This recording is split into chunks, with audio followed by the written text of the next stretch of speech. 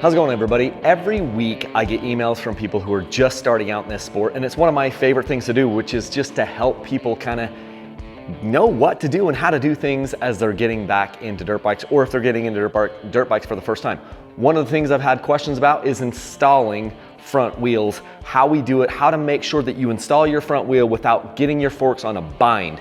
Imagine if these forks right here were too close together or too far apart, it would actually create a bind right here on the forks so that they can't go up and down with, well, they'd have too much friction, I guess is kind of the way to put it.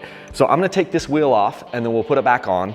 And this isn't rocket science, but I'm just gonna show you some of the things that I do to make sure that these forks are in total alignment. Now your bike, if you have a Yamaha or if you have a Honda or something, it might look slightly different, like the bolts might be in a little bit different place than this, but the overall principles are the same. This is the 2025 Husky TE300.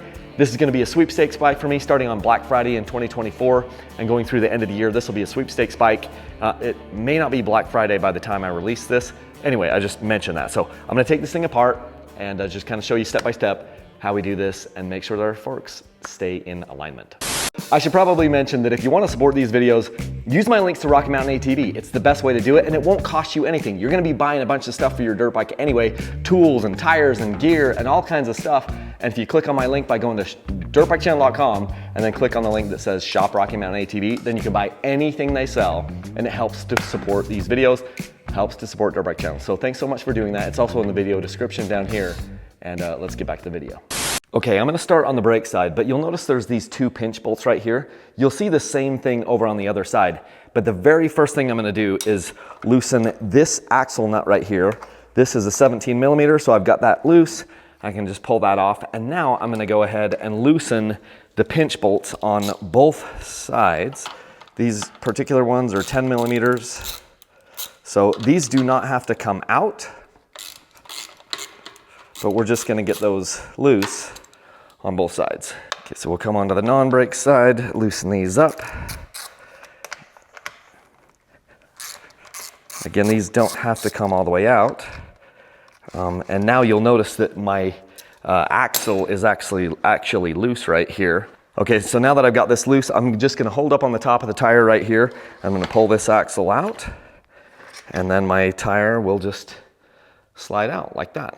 Okay, so before I put the tire back on, see my brakes right here? I'm actually just going to put a screwdriver in here and just carefully kind of create a gap right here by just putting, like, twisting in here, right? So I've just basically forced that master cylinder, I don't know if you can see this, but to go back into itself.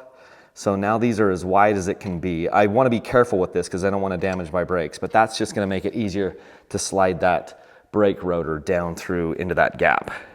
Okay, so when you're ready to put your tire back on, you want to have your axle in hand and when you have your tire in your hand.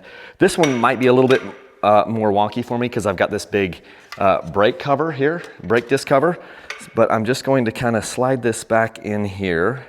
And the thing that I'm paying attention to is my brake rotor that has to slide into that brake that I was talking to you about.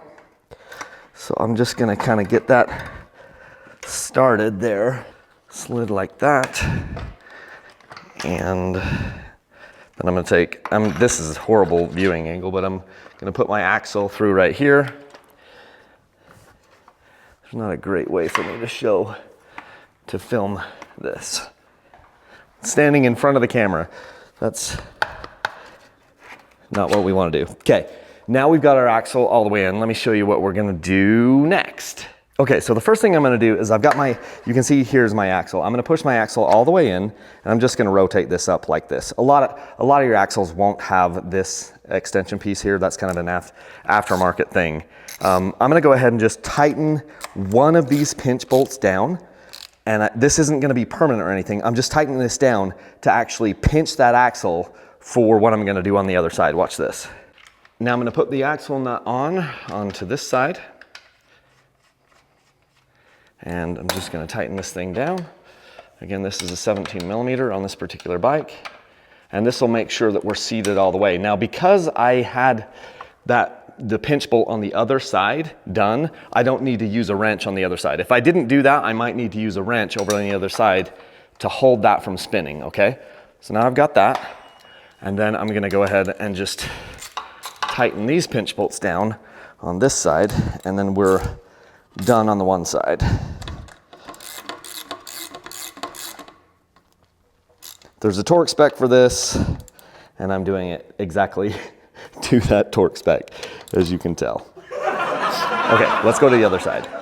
Okay, this side is where the magic all happens. So I'm gonna loosen this pinch bolt that we tightened up just a second ago, and I'll make sure that both of these are loose, and this fork can move freely. I don't know how much you can see that. You can kind of actually even hear it. So this thing can move back and forth on the axle, and we want to make sure that it's directly in alignment straight up and down, okay? So that can float, see that? I'm gonna actually put this on a little bit of a bind, and then I'm going to spin this wheel, pump up my brake until that will stop the wheel. So what I can do is I can put it into purposely put it onto a little bit of bind, spin that wheel, and then stop it with the brake a few times. That'll typically jiggle everything to the point where this will actually kind of get itself into the right alignment. The other thing you can do is just kind of smack it against the stops, the steering stops like that, and that will typically put this in the right spot as well. So I'm just gonna double check that and go back and forth, hit it a few times, spin the wheel, stop it, spin the wheel, stop it. And now this is gonna be floating in the exact spot that it needs to be. And I can take my 10 millimeter and just tighten these pinch bolts down. Just like that. And now we are good to go. And that front wheel is installed and the fork is in perfect alignment. So there you have it. If you follow that procedure, your fork is going to be lined up, and that is going to be a good thing. Now I understand this isn't rocket science, but again, you don't know what you don't know. Now, if you have any questions about how to set up your dirt bike, send me an email. You can contact me on my website, dirtbikechannel.com. There's an email or the place you can just email me, or you can even set up a call. And I'm happy to do those calls. It's probably the best part of my day is when I can get on the phone with somebody and just be like, kind of set your mind at ease with something. When we get into dirt bikes, there's a million questions that we have. And I'm not the best rider out there. I'm not the best mechanic out there, but I have been doing this now for 14 years, and I've learned just a few setup things that I'm pretty confident on. So installing wheels is something you're gonna have to do a lot of. Another thing you're gonna have to do a lot of are tire changes. I had an email with a guy just today talking about tire changes and giving, some of the tips for that. The main thing is the more you do this stuff, the better off you're gonna feel and the more confident you're gonna be. And the more work that you do in your garage, probably the better. Like, there's a lot of maintenance that we end up doing on dirt bikes as you get into this. You don't realize that you're gonna be turning as many wrenches as you actually are. When you get into this, you're thinking, oh, it'll just be fun to ride. What you don't know is you're gonna buy a whole tool set and you're gonna be using your tools all the time. So if you wanna support these videos, probably the best way to do it is to use my links for Rocky Mountain ATV. It's down in the video description of this video, and it's also just over on my website. If you go to dirtbikechannel.com, one of the main menu options there is Shop Rocky Mountain ATV. Once you click on that link, it puts a tracker in your browser, and then you can buy anything they sell over there, and it'll help to support what we're doing here with Dirt Bike Channel. Rocky Mountain ATV is a fantastic partner. They've been the best. If you can't beat them, join them, and those guys are amazing. So anyway, that's just a little simple video for you on how to make sure these things are in alignment. Something I didn't mention in the video that I always like to do when I'm setting up a bike is to take this wheel off and then put that axle back through here and see if it will spin. We should be able to put this in, and then notice this will just spin freely. It wouldn't spin before because the forks were bound up.